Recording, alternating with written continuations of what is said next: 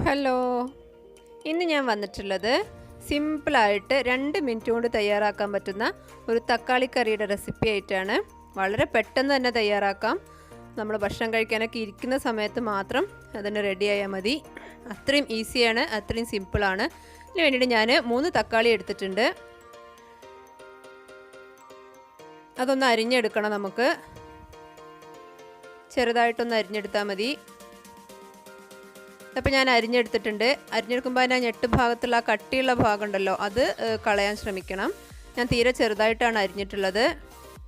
അതിലേക്ക് ഞാൻ 2 പച്ചമുളക് കീറിയിടുന്നുണ്ട്. എരിവിനനുസരിച്ച് കൂട്ടുക കുറയ്ക്കുകയോ ചെയ്യാം. ഞാനിപ്പോൾ 2 ഇടുന്നുണ്ട്. ഒരു 1/4 ടീസ്പൂൺ മഞ്ഞൾപ്പൊടി ഇട്ട് കൊടുത്തു. പാകത്തിന് ഉപ്പും ഇട്ട് കൊടുക്കുന്നുണ്ട്.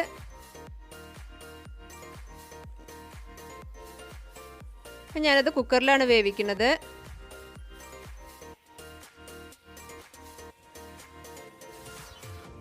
കുക്കറിലേക്ക് ഇട്ട് കൊടുത്തു.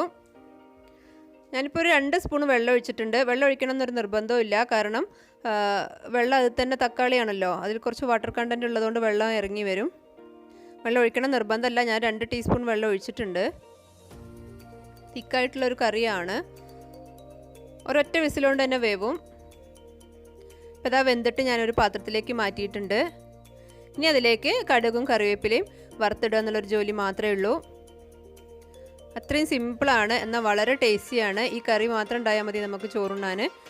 പെട്ടെന്ന് തന്നെ ഒരു കറി റെഡിയാക്കണം എന്നുള്ള സമയത്ത് നമുക്ക് ഈസി ആയിട്ട് ഉണ്ടാക്കാവുന്നേ ഉള്ളൂ. തക്കാളി നമ്മുടെ വീട്ടിൽ എപ്പോഴും ഉണ്ടാവുന്നതുമാണ്. കൂടുതൽ റിസ്ക് ഒന്നും ഇല്ലാതെ ഉണ്ടാക്കാൻ പറ്റുന്നൊരു കറിയാണ്. എല്ലാവരും ട്രൈ ചെയ്ത് നോക്കണം. അപ്പോൾ ഇതാ ഞാൻ കടുകും കറിവേപ്പിലയും കൂടി വറുത്തിട്ടിട്ടുണ്ട്. എല്ലാവർക്കും ഇഷ്ടമാവും. ഒരുപാട് പഴുത്ത തക്കാളി ആണെങ്കിൽ കുറച്ചുകൂടി ടേസ്റ്റ് ഉണ്ടായിരിക്കും, കുറച്ചുകൂടി തിക്കായിരിക്കും. ഞാനിപ്പോൾ എടുത്തത് ഒരുപാട് പഴുത്ത തക്കാളി അല്ല, എന്നാൽ പോലും ടേസ്റ്റിയാണ്. വെറും 2 മിനിറ്റ് കൊണ്ട് തയ്യാറാക്കാവുന്നേ ഉള്ളൂ. ഇഷ്ടമായാൽ ചാനലൊന്ന് സബ്സ്ക്രൈബ് ചെയ്യുക. Thank you.